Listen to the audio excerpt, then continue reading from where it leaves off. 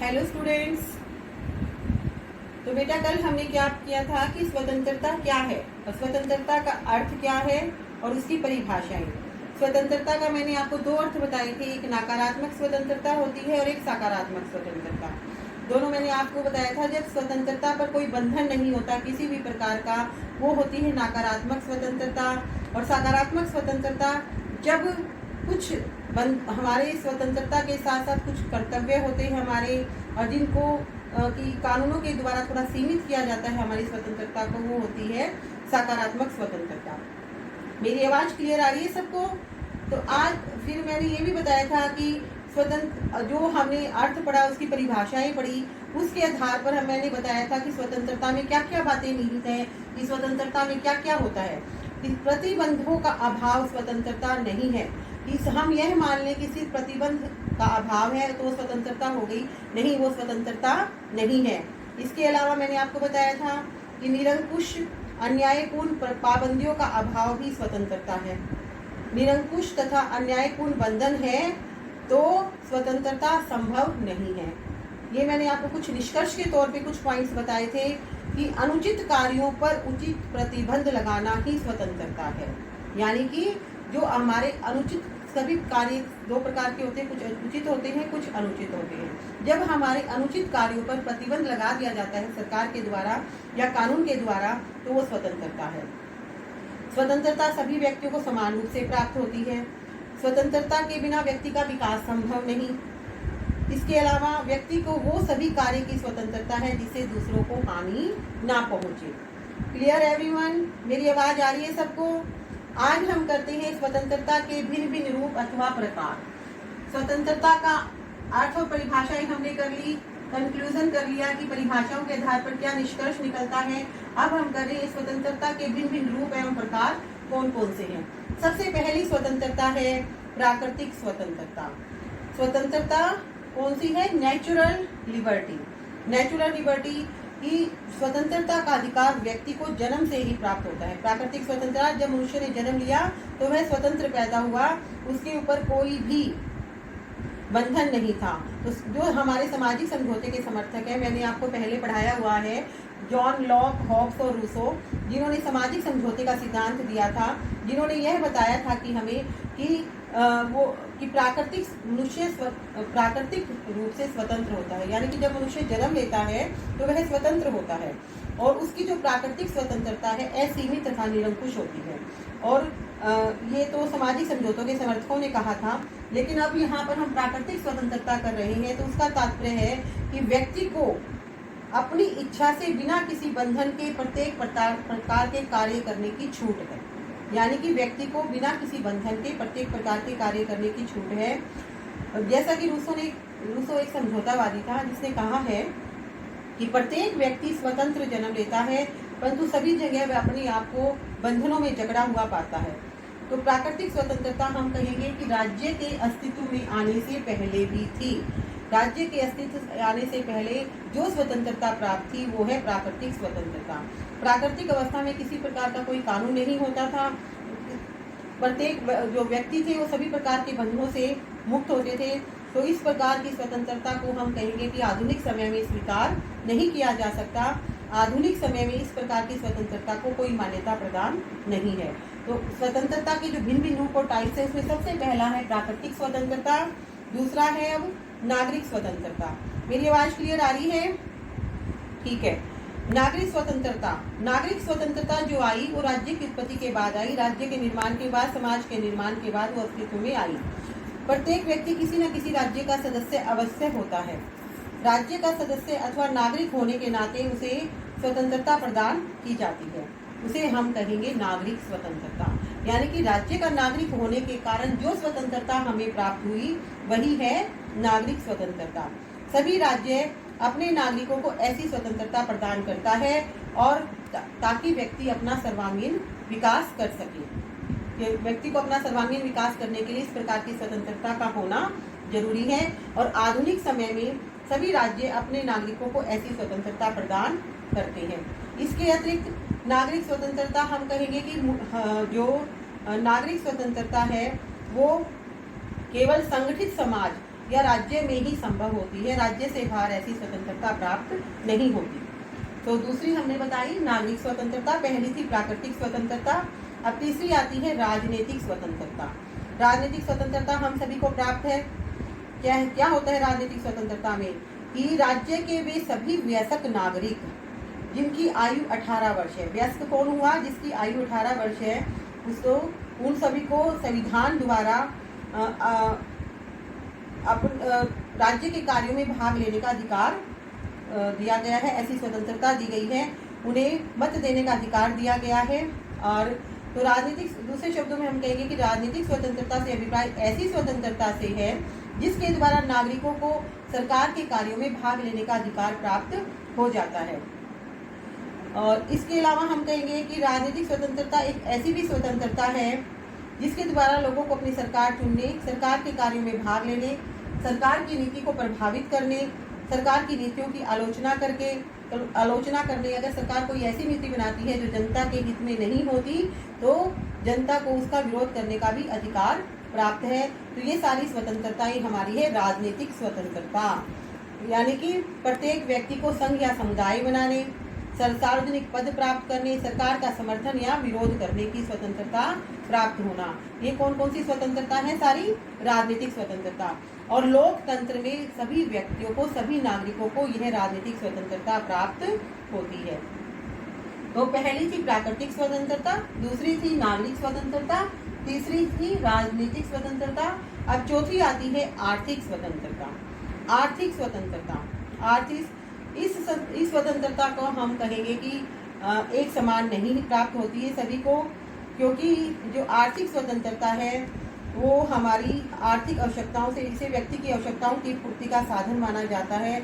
और आर्थिक स्वतंत्रता जो है कहेंगे कि इसके लिए व्यक्ति संपत्ति, जो हमारी संपत्ति है, अर्थ कमाने की जो छूट है वो तो सभी व्यक्तियों को प्राप्त है कि सभी व्यक्ति को अर्थ कमाने की छूट है, लेकिन सभी व्यक्तियों को समान रूप से उसका हम कहेंगे कि अर्थ कमाकर जो धन की प्राप्ति होती है वो समान रूप से प्राप्त नहीं होती।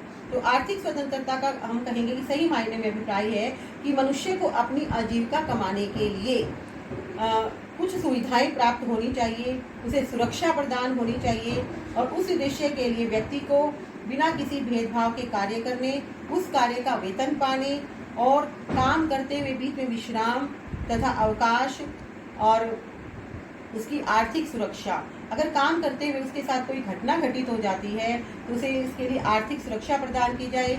इसके अलावा अगर उसका किसी मजदूर का या किसी भी व्यक्ति का काम करते हुए शोषण किया जाता है तो उसके विरुद्ध उसका अधिकार प्राप्त होना चाहिए। तो ये सब हमारी आर्थिक स्वतंत्रता से जुड़े हुए हैं।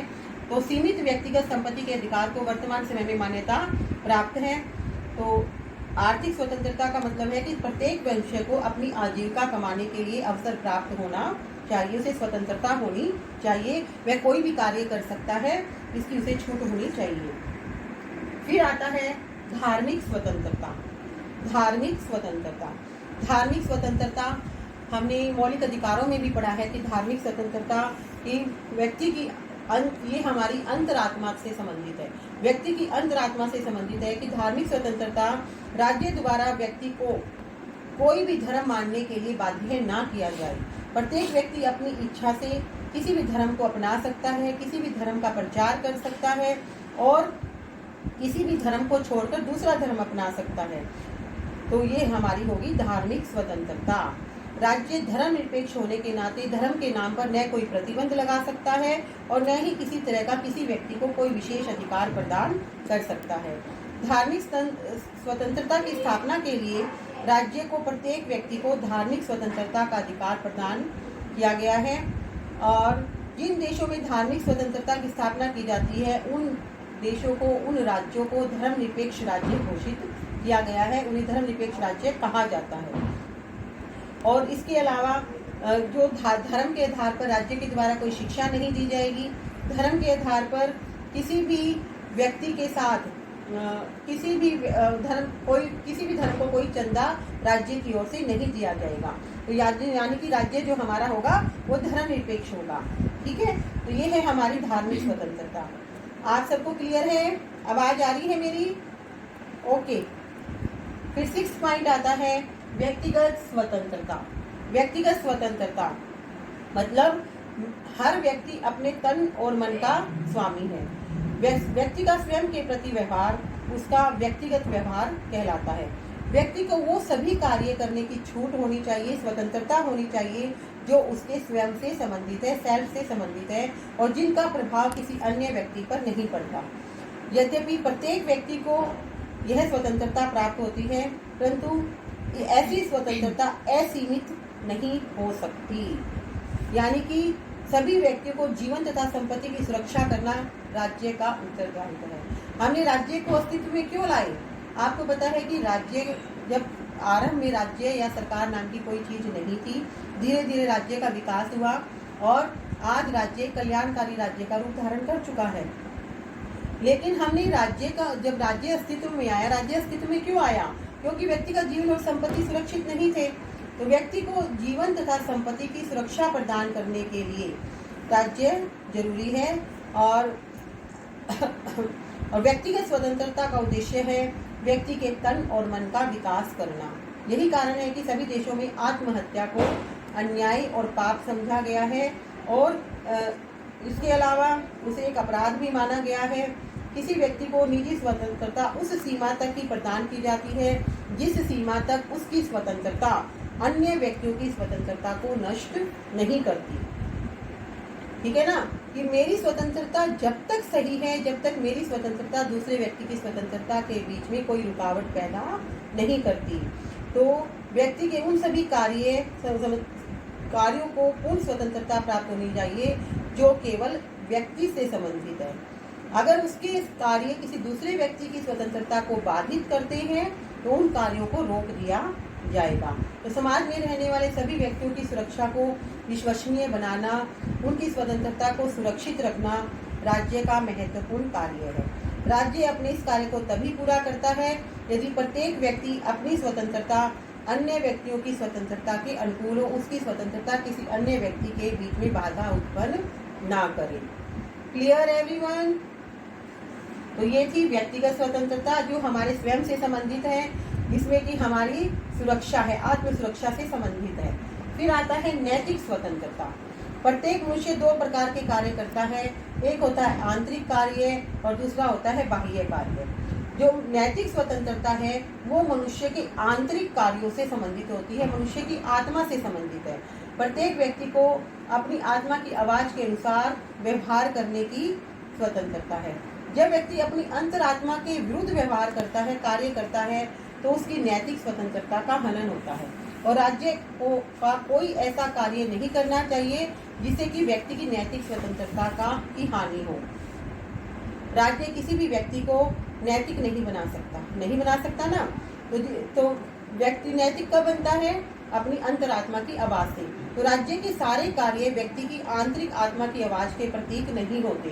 राज्य व्यक्ति की आंतरिक भावना के विरुद्ध भी कार्य करता है, तो वह व्यक्ति की नैतिक स्वतंत्रता नष्ट करता है। जब राज्य कोई भी ऐसा कार्य करेगा जो व्यक्ति की आंतरिक भावना के विरुद्ध होता है, उसकी भावना के विरुद्ध कार्य करता है, तो वह कार्य नैतिक स्वतंत्रता को नष्ट करता है और राज्य को ऐसे कार्य करने का कोई भी अधिकार नहीं है। तो ये थी हमारी नैतिक स्वतंत्रता। स्वतंत्रता की टाइप्स में हमने किया है प्राकृतिक स्वतंत्रता, नागरिक स्वतंत्रता, थर्ड थी राजनीतिक स्वतंत्रता, फोर्थ इज आर्थिक स्वतंत्रता, फिफ्थ है धार्मिक, सिक्स्थ व्यक्तिगत स्वतंत्रता और सेवंथ इज नैतिक स्वतंत्रता।